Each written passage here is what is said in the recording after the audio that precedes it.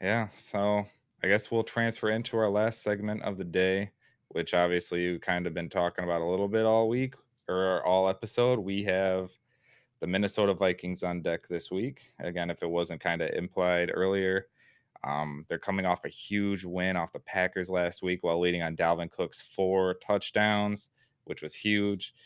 They didn't look like the Packers could stop him at all. We kind of talked about in the last episode that it's like the Packers knew it was going to Dalvin Cook every play, but yet he still ran all over them. Don't know what happened. Don't know why they couldn't stop them. Even like you said, everyone at home knew it was going to Dalvin Cook, but he still just went all over If them. we can even I don't think we can stop Dalvin Cook. I don't think that's possible. I think Dalvin Cook's one of those running backs that it's not somebody that you stop, but if we can slow him down Yes. and we can force Kirk Cousins into throwing the ball, we have a good chance. Hmm. Like, yes, Minnesota has Adam Thielen and Justin Jefferson, and they have, like, good wide receivers, but Kirk Cousins is not the quarterback you want No, to be and throwing. And if we can slow down Cook to make it like a 3rd and short situation or something, or like a 3rd and 5 or something to where it's a throwing down, and you bring a little bit pressure, mhm, Awarie and Jeff Okudah lock down Jefferson and Thielen, I mhm. think we can obviously stop that team. I As long as we can slow down Dalvin Cook, that is all we need. Yeah, and like you said, we're not gonna be able to stop him. You especially the whole 60-minute game, four-quarter game, you're not gonna be able to stop him for that long. I mean, the like I said, the Lions defense has looked good against the run, minus the first few weeks and minus last week against the Colts last week. But other than that, our run defense has been good, 2 to 3 weeks between that, where we are actually very disciplined against James Robinson and the Jags, who again, besides us, he has looked amazing this year. I think he's had 80 over 80 or 100 yards in almost every game except the Lions. And then the same thing with Todd Gurley. He scored a couple touchdowns, but I don't think he broke 100 yards. And early in the game, he was held to I think like point 0.2 or 2.2 yards per carry, something like that. So it's like we're good. And again, they've talked about it on multiple shows, and former NFL players have said this. It all comes down to gap discipline. Running, stopping the run just comes down to knowing who you're blocking, knowing which gap you're protecting, and knowing where you're supposed to be going. Obviously, sometimes the offensive line can just outmove you and just create gaps, and there's nothing you can do about that. But when it comes to doing your job, all you have to do is know your gap, know your position, and know again, maybe look, see where he's trying to cut to, and if you can make that play. Two players who have really improved lately since the bye week have both been Gerard Davis and Jeff Okuda.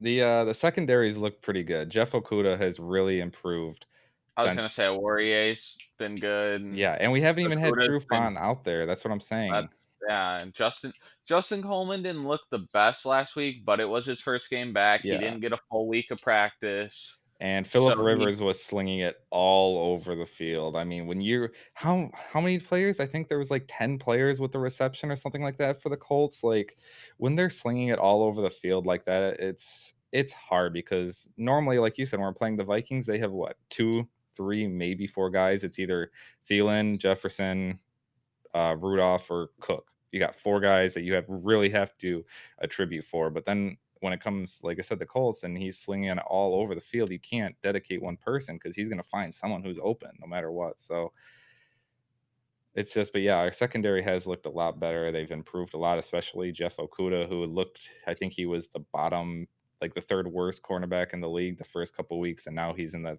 top 10 or top 5 in rookie cornerbacks for sure. I know that. So I'm pretty sure he's top 3 in rookie corners, if yeah, not number 1 or number 2. yeah, he's really improved, and so I think that, like you said, is if we can hold their defense down and just we're obviously not gonna be able to stop them. They do still have a good offense. I mean, it's not great. They're not clicking. Their quarterback's not the best, but they do still have a good offense. If they can get a good quarterback, that offense is scary. That's what I'm saying. Imagine if they had like a Kyler Murray or a Or even Stafford, honestly. You yeah. put Stafford in that team, they're instantly 1,000 times better. Mhm. We'll talk about that another time, but yeah, so what are your what are your predictions for the week? I I'm still it's still up in the air for me. I don't know if it's gonna be a win or a loss. It depends on what Lions team shows up. and depends on what Vikings team shows up, honestly. If Exactly. we can slow down Cook and then force Kirk Cousins to throw the ball more, we have a high chance to win as long as our offense can actually go out and do something. But if we can't slow down Cook, I don't see us winning. Yeah, it's gonna be a tough one. It's in Minnesota too, and they are allowing fans, aren't they? I believe I so. I believe so. think every team's allowing some capacity of fans. It's just depending who has more and whatnot. But so yeah, I predict a win. I'm always an optimistic Lions fan. I always think we're gonna win. And again, like I you said, used to be, but then I learned that they're the Detroit Lions, and you can't be that way. So like I said last week, until we are mathematically eliminated, I'm still gonna be hopeful and I'm still gonna be playoff push. Let's go. So again, we still have a 4-game stretch. This is the start of it. I thought the Colts could have we could have kept that streak going, but obviously that was a tough game and a lot of Colts are a very underrated team. yeah, they are like I said, you and me have said it 100 million times. Defense wins championships, defense wins games.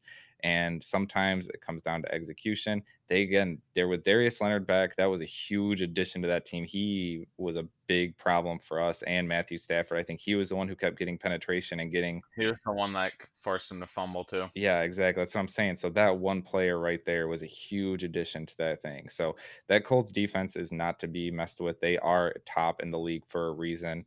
So, but yeah, again, now we have. I'm not saying it's a 4-game easy stretch, but it is against all under 500 teams, or they all. 4 winnable games. Yes, we have 4 winnable games. So let's just see what we can do. If we lose against the Vikings, then I guess we'll talk about it from there, but I think we got a winnable game as long like you said, if we can hold Dalvin Cook to not 4 fucking touchdowns, we might be able to win this game. And again, if Stafford can hopefully without a week of practice and without Galladay can go out there and perform, then we'll have to see what happens. We just got to hope our defense can stop Kirk Cousins, get a couple interceptions, get a couple of sacks, and go from there.